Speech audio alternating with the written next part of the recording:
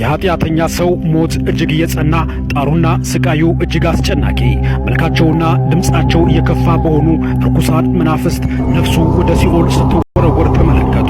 የጌታ መልአክ ይህ ለኃጢአተኞችና ለበደለኞች ለዘላለም ስቃይ የሚቀጡበት የእግዚአብሔርን ፍርድ የሚቀበሉበት የገሃነም እሳት የፍርድ ቦታ ነውና ተመልከት አለኝ።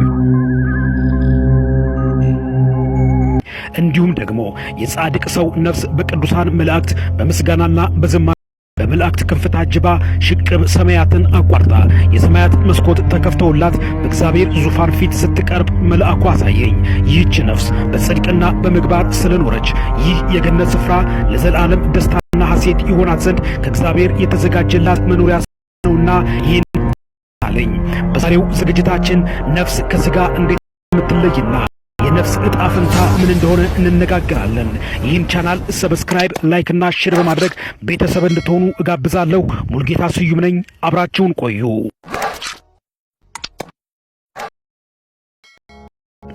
ነፍስ ጋር እንዴት እንደሚለያዩ መልአከ ሞት የኃጢአተኞችንና የጻድቃን ነፍስ እንዴት እንደሚወስድ የነፍስ የመጨረሻ የሲኦልና የገነት የመኖሪያ ፍርድ ቦታዋን የእግዚአብሔር መልአክ ሊያስቃኘኝ የጻድቅ ሰው ነፍስ ከሥጋዋ እንደምትለይ የእግዚአብሔር መልአክ ወደ አንድ የሆስፒታል ክፍል በመንፈስ ወሰደኝ።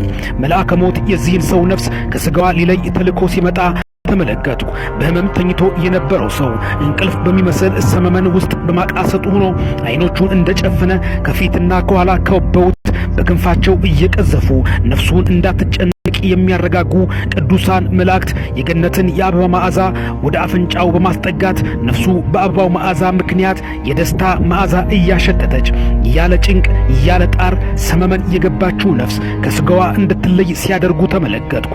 እኔም ወዮ ከገነት የአበባ መዓዛ ማን ባመጣልኝና እንደዚህ በሆንኩ አልኩኝ። መላእክቱ በክንፋቸው እየቀዘፉ ከማደሪያዋ ሥጋዋ የተለየች ነፍስ ነጭና በመላእክት ክንፍ ታጅባ ወደ ላይ ወደ ሰማያት ስትወጣ ተመለከትኩ። አብሮኝ ይህን ራእይ የሚያሳየኝ መልአክ እንዲህ አለኝ።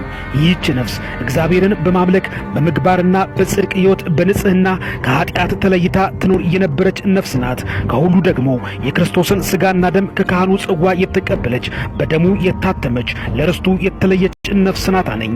እኔም ከደመናት በላይ በሰማያት ከመልአኩ ጋር አብሬ ሽቅብ እየወጣው የሥጋዬንና የኃጢአቴን ክርፋት እየሸተተኝ መልአኩ እየመራኝ ከዚች ነፍስ ጋር ሰማያትን እያቋረጥኩ መጓዝ ይዣለሁ። በመልአኩ ክንፍ ታቅፋ ሰማያትን እያቋረጠች ያለችውን ነፍስ ሌሎች መላእክት ከሰማያት እየወረዱ ሥራዋንና ጽድቋን የተጻፈባትን የሕይወት እንዲሁም የገነትን የአበባ መዓዛ የያዘ መልአክ እያረጋጋ በክንፎቹ እያጀባት፣ ሌላ መልአክ ደግሞ ከፊት እየቀደማት ሲሄድ፣ ሌላው ደግሞ ከኋላ እየተከተላት፣ አንዱ ከፊት አንዱ ከኋላ፣ ሌሎች ደግሞ ግራና ቀኝ በክንፋቸው እያሸበሸቡ በደመናት የተዘረጋውን የሰማያትን መንገድ በብርሃን ጸዳል የተሞላውን ጉዞ ይህች ነፍስ ሽቅብ ስትወጣ ተመለከትኩ። አብሮኝ ይህን ምስጢር እያስጎበኘኝ ያለው መልአክ እንደ ብዙ ውሃዎች ድምፅ የሚጮኸውን ክንፉን እያማታ በደመናት ውስጥ እያለፈች ያለችን ነፍስ በብዙ ክብርና ምስጋና ታጅባ ሽቅብ ወደ ላይ ከወጣች በኋላ ለክብሯና ለጽድቋ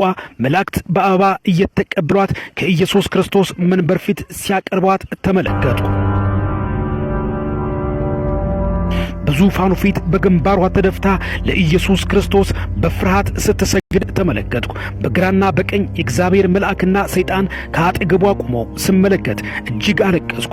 በአጠገቤ የነበረው መልአክ ይታያል፣ ከታላቁ የመከራ ዓለም በክርስቶስ ደም ያመለጠችውን ነፍስን ለመክሰስና ለመወንጀል ሰይጣን ዲያብሎስ እንደቆመ ሁሉ የእግዚአብሔር መልአክ ደግሞ ከዲያብሎስ ክስና ወንጀል ለማዳን በክርስቶስ ኢየሱስ ፊት ለማጣል ለመልጃ እንደሚቆም ተመልከት አለኝ። ኢየሱስ ክርስቶስም ይህችን ነፍስ ነጭ ልብስ ሲያጎናጽፋት ጊዜ ሰይጣን ኀፍረትና ውርደት እንደተከናነበ ሲቀመጥ ተመልከት አለኝ። እኔም እጅግ ፍርሃት አለቀስና አነባ ነበር። በሰማይ ደግሞ እጅግ ታላቅ ደስታና የምስጋና ድምፅ እሰማ ነበር። የእግዚአብሔርን መንግሥት እንድትወርስ የተፈረደላት ይህች ነፍስ በመላእክት ታጅባ በሰማይ ያለውን ሥርዓትና ምስጢር ትጎበኝ ዘንድ መላእክት ሲወስዷት አየው። ከገነት መንግሥተ ሰማይ ጀምሮ እስከ ሰባቱ ሰማያት ድረስ ያለውን ዓይን አይቶ የማይጠግበው ከነፍስ በቀር ሥጋ የማይረዳው ቋንቋ የማይገልጠው የቅዱሳን መኖሪያና ማረፊያ የሆነውን ስፍራ ትጎበኝ ዘንድ ይህች ነፍስ ከመልአኩ ጋር ስትወጣ እመለከት ነበር። ሌላ አስደናቂ ተአምር ተመለከቱ። ሰማይ እንደ በር ሲከፈት በውስጡም ያሉት የመላእክትና የሌሎች ዓለማትን ምስጢር ይህች ነፍስ ትጎበኝ ዘንድ ወደ ውስጥ እንድትገባ ተፈቀደላት።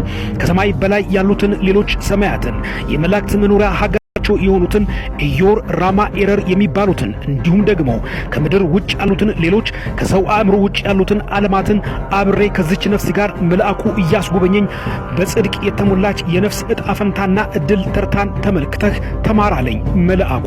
እኔም በእውነት ይህን ሁሉ የእግዚአብሔርን ምስጢርና ሥርዓት እመለከት ዘንድ እኔ ማን ነኝ? በእውነት ንስሐ ገብቼ ከኃጢአትና ከአመፃ ርቄ በሥጋና ደሙ ታትሜ እንድኖር እግዚአብሔር ዕድል እንዲሰጠኝ መልአኩን እየተማጸንኩ አብሬ መጎብኘቴን ቀጠልኩ።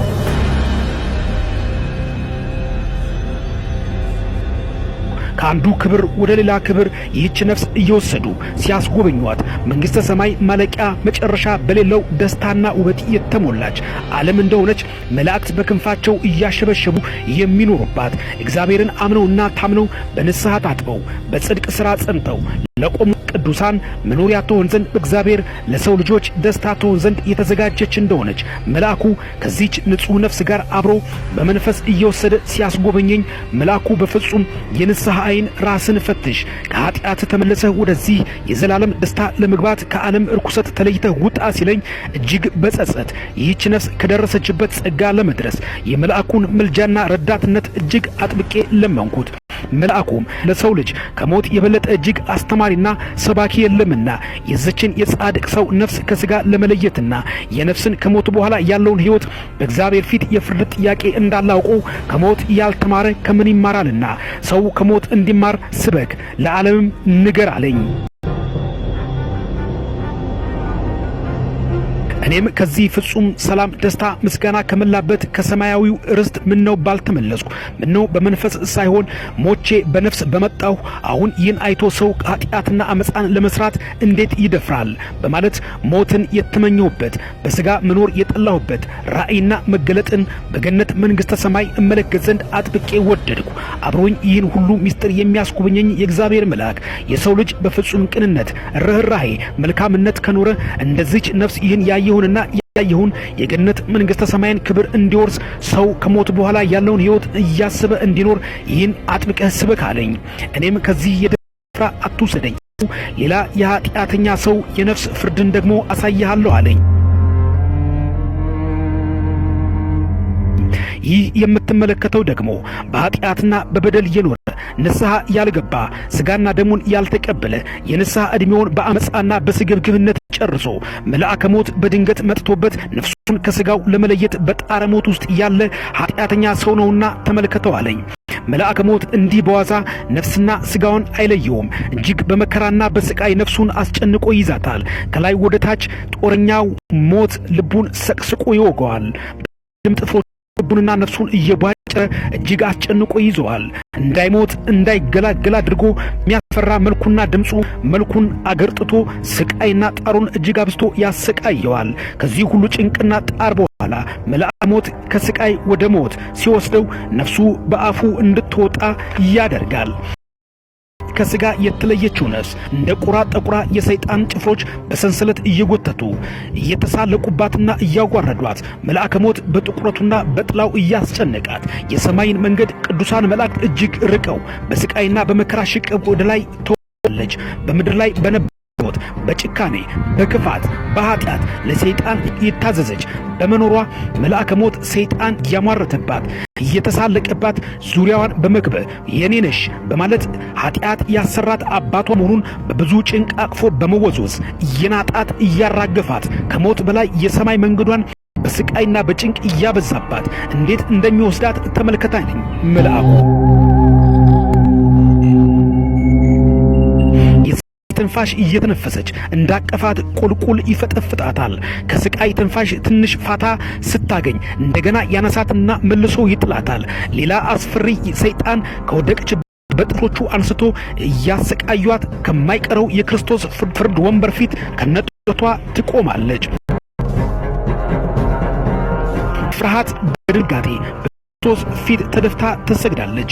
ያኔ ነበር እንጂ በጾም በጸሎት ተግቶ ለክርስቶስ መስገድ ይላታል ያሳታት ሰይጣን። ዲያብሎስ ባጠገቧ